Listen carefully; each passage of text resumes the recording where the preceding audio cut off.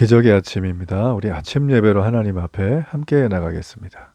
오늘은 사도행전 4장 1절에서 12절까지의 말씀을 우리 함께 읽으시고 하나님 말씀 나누겠습니다. 제 4장.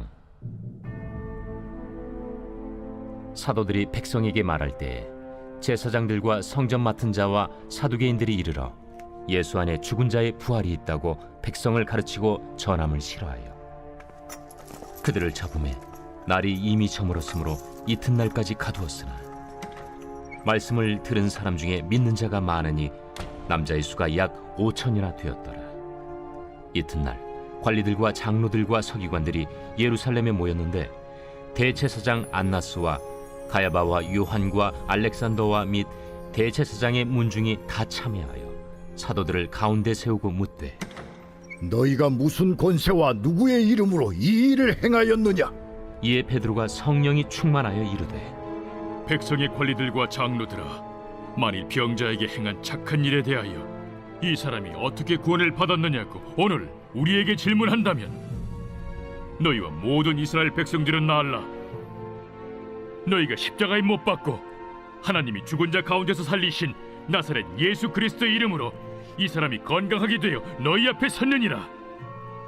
이 예수는 너희 건축자들이 버린 돌로서 집 모퉁이의 머릿돌이 되었느니라. 다른 이로서는 구원을 받을 수 없나니 천하 사람 중에 구원을 받을 만한 다른 이름을 우리에게 주신 일이 없음이라. 오늘 다룰 본문은 정말 중요한 본문입니다. 기독론, 구원론의 아주 핵심과 같은 내용이 우리가 읽었던 이 짧은 본문 속에 그대로 드러나 있습니다. 힘과 힘의 대결, 어느 쪽이 이길까요? 강한 자가 이기겠죠. 그러나 대나무도 너무 뻣뻣하면 부러지는 것처럼 아무리 힘이 강한 자라 할지라도 그 힘으로 인한 모순, 연약함, 약점은 굉장히 많다는 것이죠. 오늘 본문의 내용이 바로 그런 내용을 우리에게 보여줍니다. 자, 어떤 내용이 있는가? 우리가 다시 한번 이 말씀 앞에 들어가겠습니다. 자, 성령의 강림을 경험한 제자들, 그 제자들은요, 사도행전 4장쯤에 오니까 3장 중반 이후부터 완전히 달라졌죠. 솔로몬 행각에 이 베드로의 설교를 듣고 수많은 사람들이 정말 말씀을 듣다가 예수를 메시아 구세주로 영접하는 역사가 나타납니다. 성경은 몇 명이나 그랬는가? 4절에 보니까 남자만 한 5천 명 된다 했어요. 자, 여성과 아이들을 합하면 10,000명에서 15,000명은 좋게 넘을 것이다. 대단하지 않습니까? 여러분, 한 번의 전도 집회에서 5,000명이 참석하는 것도 기적 같은데 그 중에서 5,000명이 믿었다. 여러분, 엄청나게 많은 사람들이 오늘 예수님을 믿는 현장, 그게 바로 오늘의 본문이라는 것입니다. 자, 그런데 여기 보면 아주 극한 대립이 있어요. 자, 이렇게 유대인 중에 이 복음을 듣고 예수 안에 죽은 자의 부활이 있다. 예수님 안에는 우리가 죽어도 부활을 한다라고 하나님 메시지 2절에, 자, 이걸 듣고 이렇게 회심하고 구원받고 하나님의 자녀가 되는 사람이 있는 반면에 이걸 아주 극도로 싫어하는 그런 사람들이 있었어요. 자, 보면 제사장, 사두개인들이죠. 자, 지금 이들이 굉장히 급했습니다.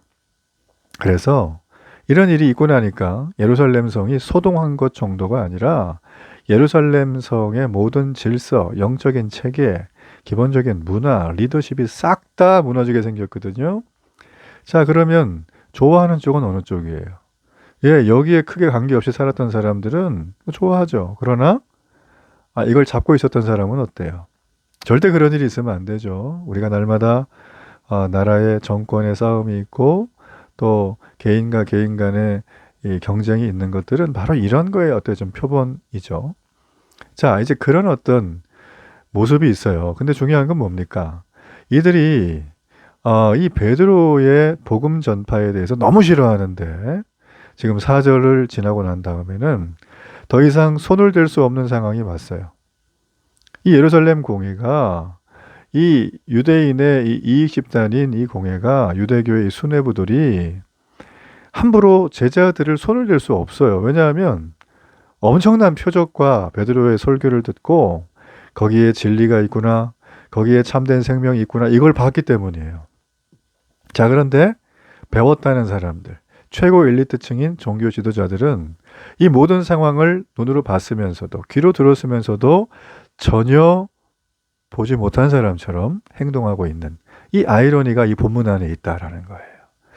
오늘날에도요, 똑똑하고 많이 배우고 경험 많고 돈 많은 사람들이 예수를 믿나요? 아니면 그 반대로 소외되고 어렵고 내일에 대한 희망이 없는 사람이 예수를 믿나요? 통계적으로 보면 뒤편이 훨씬 많죠. 그죠? 왜 그런가? 여기에 대한 이유는 많이 달 수 있지만 등 따시고 배부르면 아쉬울 게 없어요. 사람의 심리가 그래요.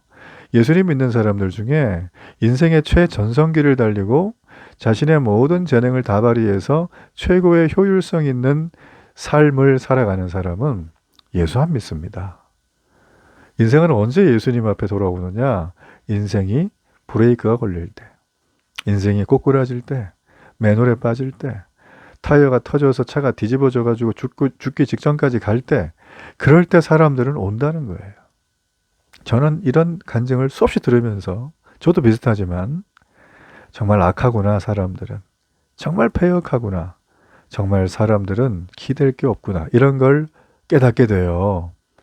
자, 오늘 이 대립하는 이 상황, 복음을 듣고 누구는 5천 명이 회심하고 누구는 최고로 많이 성경도 공부하고 종교 지도자인 사람들은 정말 아주 정말 이 예수님의 제자들을 없애지 못해서 안달이 나는 그런 상황이 된다라는 거예요. 그들은 대제사장 문중이 전부 다 모였어요. 야, 이거는 뭐 보통 일이 아니다. 그래가지고 자신의 유익을 위해서 뭔가 정말 이 상황을 좀 제대로 알자, 하나님을 알자고 하는 게 아니에요. 그러면서 대책을 세우자는 거예요. 그러면서 하는 얘기가 질문이 7절이죠. 너희가 무슨 권세로 누구 이름으로 이 일을 행했냐. 자, 지금 이 사람들이 예수님에 대해서 제대로 알고 믿으려고 하는 겁니까? 아니죠. 질책한 걸, 비난받을 내용을 찾아내기 위해서 지금 그렇게 하는 거죠. 자, 말 그대로 그냥 복음이 싫은 거예요. 메시아 예수님이 온다는 거죠. 이 사람도 분노하는 것입니다. 이 종교 리더십 그룹들이 볼 때는 제자들은 아주 위험한 선동가들이죠. 그렇죠? 여러분, 그러나 복음은 위험한 선동이 아니라 생명의 시간인 줄로 믿어요. 자, 8절에 성령이 충만해서 베드로가 증언을 합니다. 부활의 증인의 자격이죠. 땅끝까지 이르러 할 증인, 이 베드로, 이 사람들이 똑똑하게 얘기하는 거예요. 10절에 보세요. 일말의 망설임도 없이 내가 이런 일을 한 이유는 나사렛 예수 그리스도의 이름으로 그 사람을 낫게 했다. 여러분, 나사렛 예수가 누굽니까? 너희가 십자가에 못 박은 바로 그 사람이라는 거예요. 너희가 너무 싫어서 죽이지 않았냐. 근데 부활하셨다. 말씀대로 이루어졌다. 너네는 보고도 못 믿냐? 라는 거죠. 이쯤 되면 종교 지도자들이 양심상 그래, 내 좀 인정한다, 이런 제스처는 나와야 되는데 그런 게 안 나와요. 여러분, 우리가 어둠의 영의 지배를 당하거나 내 앞에 있는 이익이 너무 크면 사람은 바른 소리를 못합니다. 그 사람이 나빠서 그런 게 아니에요. 누구든 그 위치에 가보세요. 지킬 게 많다, 바른 소리 못합니다. 지금 이들이 그런 거죠. 그런 상황 속에서 이 베드로는 물러서질 않아요. 성령 충만해서 아주 일사각오로 복음을 전하는 거예요. 너네 건축자들의 버린 돌 있지? 그게 예수야. 짐 모퉁이의 머릿돌 되셨어. 너네 왜 이렇게 니네 이익을 따라 움직여? 좀 정신 차리고 제대로 내 말을 좀 들어봐. 예수님이 우리의 모든 죄를 대속하셨고 너희들을 구원하는 단초를 여셨어. 너희들도 예수님 믿어야 돼. 역사의 중심이 누구라고 얘기하죠? 예수라고 얘기하는 거예요. 베드로의 증언을 보면 참 독특하지만 분명한, 우리가 알아야 될 게 있어요. 이 땅에서 병자가 치유되고 죽은 자가 살아나는 거.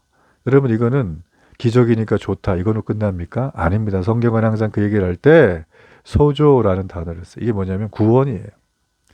치유와 구원은 연결이에요. 여러분, 그러므로 몸 낫게 해주세요. 중요합니다. 그러나 내 몸이 낫는 건, 질병에서 해방되는 건 구원의 사건으로 연결돼야 되는데 그 구원의 사건은 여러분의 의지와 여러분의 손발이 결단하여 하나님께로 가는 거예요. 내가 낳기 전에는 절박하죠. 낳은 다음에는 나 몰라라 해요. 이런 분들이 많아요. 소위 먹튀들이 많습니다. 이러면 안 돼요. 여러분 구원을 자신하지 마십시오. 들어봤더니 다 용서해 준대. 난 나중에 믿어야지. 이런 거 없어요. 여러분이 내일 일을 어떻게 장담해요? 여러분의 한 시간으로 어떻게 장담합니까? 저 러시아 우크라이나 전쟁 보세요. 드론이 전후방 안 가리고 아파트라 주거지에서 막 터지잖아요. 그 사람들이 어떻게 알았겠어요? 저녁 먹다 죽고 퇴근하다 죽고 아무도 모르는 거예요. 그뿐입니까? 현대사회는 농경사회보다 훨씬 더 위험한 사회란 통계가 있어요. 교통사고 예측할 수 없죠? 추락사고 너무 많죠? 얼마나 많은 각종 이 도시에 있는 편리한 것들이 우리를 목숨을 위협하는지 몰라요. 여러분 그러므로 하나님이 부르실 때 그냥 가세요. 열일 제쳐놓고 주식 시장 보다가 시간 놓치지 말고 캠핑 다닌다고 주말에 헤매지 마시고 가세요. 목사로서 여러분에게 해줄 수 있는 최고의 덕담, 교회 잘 다니시라는 거예요. 그리고 예수님 구주로 받아들이라는 거예요.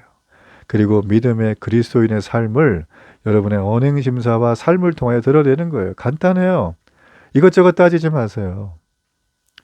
그냥 조직신학에서나 다룰 만한, 아니 뱃속에서 유산된 아기는 구원받습니까? 이 아이는 태어난 적도 없는데 왜 지옥 가죠? 이런 이상한 질문 하지 마세요. 그 질문하고 싶으시면요, 유튜브 보지 말고 도서관 가면 책 많아요. 아주 정통한 사람이 쓴 책들 한번 몇 권만 딱 추려가지고, 몇 권도 아니야, 2권만 보세요. 그러면 여러분 질문할 거리가 없어요. 저희 다 배웠거든요, 신학교 다닐 때.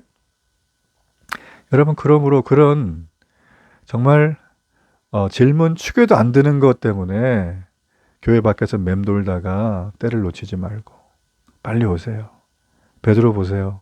자기 목숨이 경각에 달렸음에도 세상의 구원을 얻을 길은 오직 예수 그리스도의 이름밖에 없다 선포하잖아요. 여러분 목숨 걸고 하는 사람의 얘기를 들어야 되지 않겠어요? 쓸데없는 유튜브에 그냥 유비통신이나 시베리아 통신 이런 것들만 그냥 듣고 여기저기 돌아다니고 이거 헤매는 거 좀 그만하고 여러분 주관을 갖고 신념을 가지고 결단하세요. 여러분 주변에 복음을 전해주는 사람이 있다는 건 복이에요. 여러분의 가족이 여러분 때문에 눈물로 씨를 뿌려요. 가시기 바랍니다. 여러분 가시기 바랍니다. 젊다고 과신하지 마세요. 얼마나 살지 누가 알아요. 부르실 때 그 예수 그리스도의 이름 앞에 우리의 유일한 구원의 길이신 그분 앞에 자발적으로 걸어가는 축복이 있기를 바랍니다. 결단의 기도를 드립니다. 살아계신 하나님, 부르심 앞에 순종하며 가겠습니다. 나를 구원하여 주옵소서. 예수님 이름으로 기도합니다. 아멘.